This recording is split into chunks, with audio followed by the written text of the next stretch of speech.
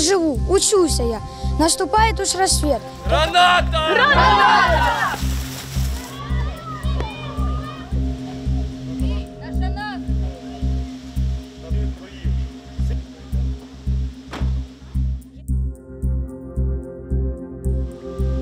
Україно! Україно! Свята мати героїв! Свята мати героїв! Вона була написана кров'ю для українців. Тобто ця молитва, вона вносить досить великий вклад в виховання дітей.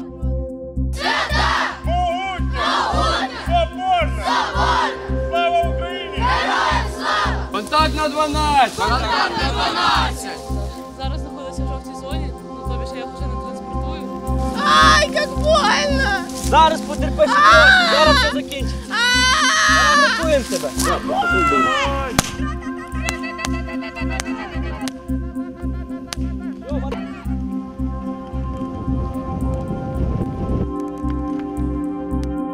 Я считаю, что каждый человек должен защищать свою родину.